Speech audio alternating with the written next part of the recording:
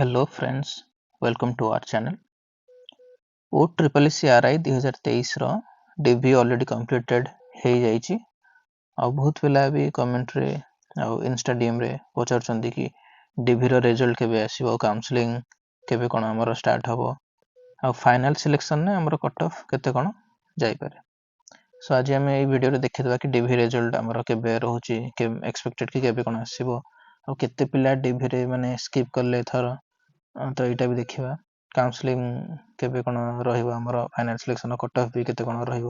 ଏଇଟା ଆମେ ଏଇ ଭିଡିଓରେ ଦେଖିବା। ତ ଭିଡିଓଟି ଲାଷ୍ଟ ଯାଏଁ ବିନା ସ୍କିପ୍ କରିକି ଆପଣ ଦେଖନ୍ତୁ, ଆପଣ ସବୁ ଜିନିଷ ବୁଝିପାରିବେ। ସୋ ଭିଡିଓଟି ଆରମ୍ଭ କରିବା ପୂର୍ବରୁ ମୁଁ ଗୋଟେ ରିକ୍ୱେଷ୍ଟ କରିବି ସମସ୍ତଙ୍କୁ କି ବହୁତ ଜଣ ପିଲା ଭିଡିଓକୁ ଆମର ଦେଖୁଛନ୍ତି ବଟ୍ ବହୁତ ହିଁ କମ୍ ପିଲା ଏ ଆମ ଚ୍ୟାନେଲକୁ ସବସ୍କ୍ରାଇବ କରିଛନ୍ତି। ତ ମୁଁ ସମସ୍ତଙ୍କୁ ରିକ୍ୱେଷ୍ଟ କରିବି କି ପ୍ଲିଜ୍ ସବସ୍କ୍ରାଇବ କରିନିଅନ୍ତୁ ଏମିତି ହେଲ୍ପଫୁଲ୍ ଭିଡିଓସ୍ ପାଇବା ପାଇଁ। ଆଉ ଅଲରେଡି ଆପଣ ବହୁତ ହିଁ ଏମିତି ଇନଫୋଟେକ୍ ଏଜୁକେସନାଲ ଚ୍ୟାନେଲ ସବୁ ସବସ୍କ୍ରାଇବ କରିକି ରଖିଥିବେ। ସୋ ଏଇ ଗୋଟେ ଚ୍ୟାନେଲ ବି ଆପଣ ସବସ୍କ୍ରାଇବ କରିଦେଲେ ତ ଆପଣଙ୍କର ହିଁ ବେନିଫିଟ୍ ହବ, ହେଲ୍ପଫୁଲ୍ ଅପଡେଟ୍ସ ଆପଣ ପାଇପାରିବେ ଆଉ ମୋତେ ବି ଏଇଟା ସପୋର୍ଟ କରିବ କି ଆଗକୁ ଏମିତି ଭିଡିଓ ଆଣିବା ପାଇଁ। ଆଉ ଭିଡିଓକୁ ପ୍ଲିଜ୍ ଆପଣ ଲାଇକ୍ କରନ୍ତୁ ସୋ ଦ୍ୟାଟ୍ କି ଏଇଟା ବାକି ବି ପିଲାମାନଙ୍କ ପାଖରେ ପହଞ୍ଚି ପାରିବେ, ଆପଣ ସେୟାର ବି କରିପାରିବେ ଆପଣଙ୍କ ସାଙ୍ଗମାନଙ୍କ ସହିତ। ଠିକ୍ ଅଛି, ଭିଡିଓଟି ଆମେ ଦେଖିବା କି ଆଜି ଫାର୍ଷ୍ଟ ଆମେ ଦେଖିବା କି ଆଜି ଯୋଉ ଟିଭି ଯୋଉ ହେଇଥିଲା ଆପଣଙ୍କର କମ୍ପ୍ଲିଟ୍ ହେଇଯାଇଛି, ତ କେତେ କ'ଣ ପିଲା ସ୍କିପ୍ କଲେ। ସୋ ଟେଲିଗ୍ରାମର ବିଭିନ୍ନ ପୋଲ୍ ଆଉ ୟୁଟ୍ୟୁବର ବି ପୋଲ୍ ହେଇଗଲା କି କମେଣ୍ଟ ସେକ୍ସନ ହେଇଗଲା। ତ ମୁଁ ଅଲରେଡି ବହୁତ ମାନେ ଷ୍ଟଡି କରିକି ମୁଁ ଏଇଟା କହୁଛି କି ପାଖାପାଖି ପିଲାଙ୍କର ଯାହା କହିବା କଥା କି ପାଖାପାଖି ଆପଣଙ୍କର ସେଇ 150 ରୁ 200 ଜଣ ପିଲା ସିଏ ମାନେ ଟିଭିକୁ ସ୍କିପ୍ କରିଛନ୍ତି। ତ ବିଭିନ୍ନ ଡିଷ୍ଟ୍ରିକ୍ଟରେ ସବୁ ମିଶେଇକି ମୁଁ କହୁଛି, ତ ପାଖାପାଖି 150 ରୁ 200 ମାନେ ପିଲାମାନେ ଯାହା କହିବା କଥା କି ଏତେ ଜଣ ସେ ସ୍କିପ୍ କରିଛନ୍ତି। ତ ହେଇପାରେ କି ପିଲାମାନେ ଟିକେ ଅଧିକ ହୁଏତ କହିପାରିଥାନ୍ତି। ତ ଆମେ ମାନେ ସେଇ ଯଦି ଅତି କମରେ କେତେ ହେଇପାରେ, ଅତି କମରେ 120 ରୁ 150 ନିହାତି ଭାବରେ ମୁଁ କହୁଛି ଏତିକି ପିଲା ସ୍କିପ୍ କରିଛନ୍ତି ଟିଭିକି, ଯୋଉମାନେ ଅଲରେଡି ଗ୍ରୁପ ସି ଜବରେ ଗୋଟେ ଅଛନ୍ତି ଆଉ ତାଙ୍କର ମାର୍କ ହିସାବରେ ଲାଗିଲେ କି ହଁ ବର୍ଡର ଲାଇନ୍ ସ୍କୋର ଅଛି ଆମର ହୁଏତ ଫାଇନାଲ ସିଲେକ୍ସନ ଏଥର ହବନି କି ଯଦି ବି ହବ ତ ସେଇ ଗ୍ରୁପ ସି ପୋଷ୍ଟ ଆଉ ଥରେ ମିଳିବ, ତ ସେମାନେ ସ୍କିପ୍ କରିଛନ୍ତି। ବାକି ଯୋଉମାନେ ଗ୍ରୁପ ସି ଜବରେ ଅଛନ୍ତି, RI ପାଇଁ ସିଏ ହୋପଫୁଲ୍ ଅଛନ୍ତି କି ଝିଅ ପିଲା ବି ଅଛନ୍ତି ଯୋଉମାନେ ସେମାନେ RI ହଉ କି ICDS ପାଇଁ ହୋପଫୁଲ୍ ଅଛନ୍ତି, ହଁ ଭଲ ମାର୍କ ଅଛି ତ ସେମାନେ ଆଟେଣ୍ଡ କରିଛନ୍ତି। ଆଉ ସେମାନଙ୍କ ଭିତରୁ ବି କାଉନସେଲିଂକୁ ଯୋଉମାନଙ୍କର ସକ୍ସେସଫୁଲ୍ ହେଇଛି ସେମାନେ କାଉନସେଲିଂକୁ ଯିବେ ଆଉ ହୁଏତ ଗ୍ରୁପ ବି ପୋଷ୍ଟ ତାଙ୍କର ମିଳିଯାଇପାରେ। ଆଉ ବହୁତ ହିଁ ନୂଆ ପିଲା ଥିଲେ କି ଜବରେ ଅଲରେଡି ସେମାନେ ନାହାନ୍ତି, ବଟ୍ ଯେହେତୁ ବର୍ଡର ଲାଇନ୍ ସ୍କୋର ହେଇଯାଉଛି ତ ସେମିତି ସିଏ କିଛିଟା ପିଲା ସେମାନେ ବି ସ୍କିପ୍ କରିଛନ୍ତି ଯାହା ଜଣାପଡୁଛି। ସୋ ପିଲା ଯେହେତୁ ସ୍କିପ୍ କରିଛନ୍ତି ଏଥର, ଆଉ ଗୋଟେ କଥା କି OSSC CGL ବି ଆମର ଦେଖିବେ ମାନେ ଏଇଟା ବି ଏଇ ରିକ୍ରୁଟମେଣ୍ଟର ମାନେ ତାଙ୍କର DV ପାଇଁ ବହୁତ ହିଁ ଶୀଘ୍ର ଆସିବାକୁ ଯାଉଛି। ତାପରେ 2025 RI ବି ହେଇଗଲା, ତାପରେ ଫରେଷ୍ଟ ଗାର୍ଡ ବି ମାନେ ହେଇଗଲା 2025 ର। ତ ଏସବୁ ମାନେ ରିକ୍ରୁଟମେଣ୍ଟର କମନ ବହୁତ ପିଲା ରହିଯିବେ, ମାନେ ଆଟଲିଷ୍ଟ ଆପଣ ତ ଏଇ ତିନିଟା ର ମାନେ 100 ରୁ 150 ପିଲା ଯେମିତି ହେଲେ ବି କମନ ରହିଯିବେ ତିନିଟାରେ। ଆଉ ଦିଟା ବି ଯେକୌଣସି ଦିଟା ଏକ୍ସାମ ବି ଦେଖିବାକୁ ଗଲେ ତ ସେଥିରେ ବି ବହୁତ ସାରା ହିଁ କମନ ପିଲା ମାନେ 500 କି 500 ପ୍ଲସ ରୁ ରହିବେ ପିଲା କମନ, କିନ୍ତୁ ଜବ୍ ନେଲା ବେଳକୁ ତ ଗୋଟିଏ ହିଁ ଜବ୍ ସେ ସିଲେକ୍ଟ କରିବେ। ସୋ ସେଥିପାଇଁ ଆପଣ ଦେଖିବେ କି ଯଦି ୱେଟିଂ ଲିଷ୍ଟ ପଛରେ ଆସୁଛି ତ ବହୁତ ହିଁ ପିଲାମାନେ ଯୋଉମାନେ ଅଲରେଡି ଯାଇଛନ୍ତି ମାନେ DV କମ୍ପ୍ଲିଟ୍ ହେଇଛି ତ ସେମାନଙ୍କୁ ବି ମିଳିଯାଇପାରେ ଜବ୍ ପଛରେ ୱେଟିଂ ଲିଷ୍ଟ ଯଦି ଆସିଗଲା। ତ ୱେଟିଂ ଲିଷ୍ଟର ଡିମାଣ୍ଡ ରହିଛି ପିଲାମାନଙ୍କର, ବାକି ଜଣାପଡୁଛି କିଛିଟା ଖବର କି ହଁ ୱେଟିଂ ଲିଷ୍ଟ ସେ ଜାରି କରିବେ ବୋଲି ଏମିତି ପଜିଟିଭ ନ୍ୟୁଜ୍ ଆସୁଛି। ବଟ୍ ଏପର୍ଯ୍ୟନ୍ତ OCCC କନଫର୍ମ କରିନି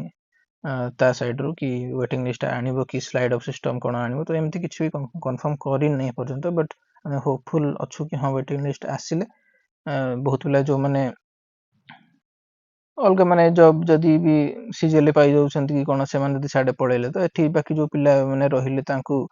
ବେନିଫିଟ୍ ହେଇଯିବ, ଯୋଉମାନେ DV ଯାହାର ବି ଠିକ୍ ଠାକ୍ ଯାଇଛି ତ କାଉନସେଲିଂରେ ସେମାନଙ୍କୁ ବି ଗୋଟେ ପୋଷ୍ଟ ଆଟଲିଷ୍ଟ ମିଳିଯାଇପାରେ। ତ ଏବେ ଦେଖିବା କି ଆମେ DV ରେଜଲ୍ଟ ଆମର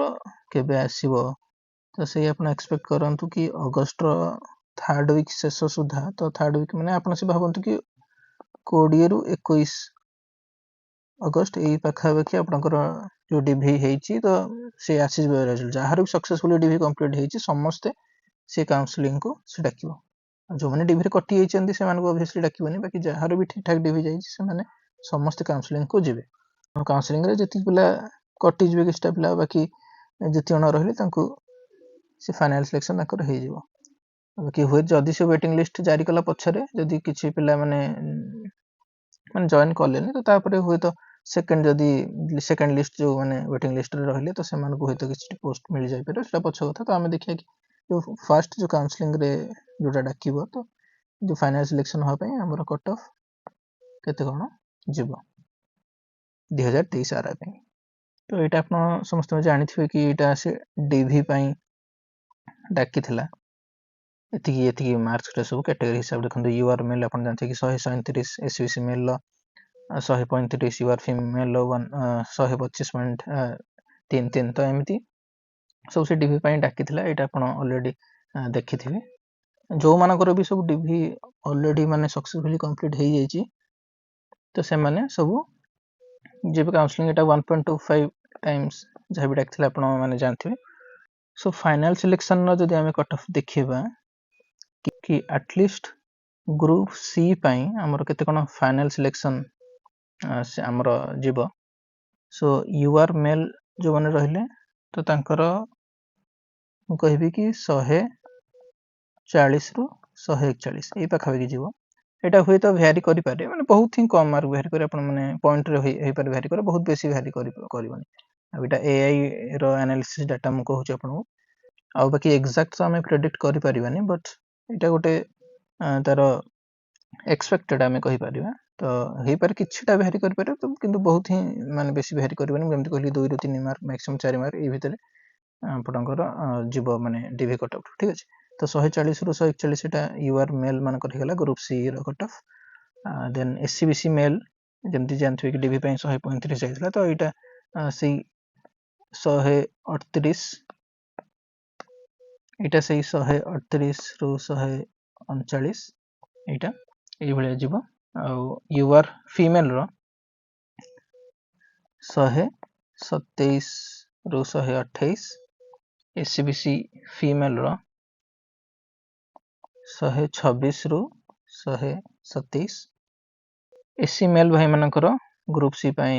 फाइनल सिलेक्शन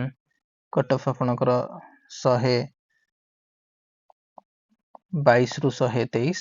ए पाखा आ एससी फीमेल भणी मानकर कट ऑफ 110 रु 111 आ एसटी मेल भाई मानकर कट ऑफ 107 रु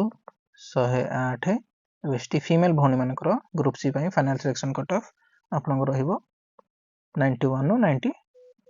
ठीक अछि तो एटा ग्रुप सी पई फाइनल सिलेक्शन कट ऑफ आपनकर ए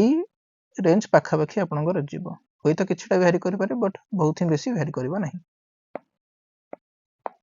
आ ग्रुप बी जदि मु कहबी ग्रुप बी तो ग्रुप बी देखंतु माने जेमति पो पिला मानकर आरआई हे गला झियो पिला मानकर आरआई आईसीडीएस हे गला तो म आरआई कथा जदि कहबी तो यूआर मेल मु कहि दोची तो यूआर मेल आपण देखंतु कि मैक्सिमम आपण भाबी कि 143 ई पाखा पाखी मैक्सिमम कथा कहूची 143 होय तो 142 रे भी मिल जाय पारे आरआई तो एटा यूआर मेल मानकर ग्रुप बी आरआई पई एथि cut off final selection cut off रहबो एससीबीसी मेल भी से बेसी माने कम नहीं बाकी 141 रु 142 एथि पई आपन आरआई कट ऑफ रहबो आ झियो प्लांगर ताठु टिक कम रहबो फुनी आईसीडीएस अछि तो सेहि हिसाब रे तांकर भी कम रहबो तो एग्जैक्ट माने कहि परिया कष्ट जेतु आईसीडीएस रो फैक्टर ता रहउजी बाकी एथिके आपनकर A final selection cut off hopefully जाय पारे ग्रुप सी और ग्रुप बी पई आ रिजल्ट तो कहली मु आपनकर से आसी जिवो जल्दी ही आसी जिवो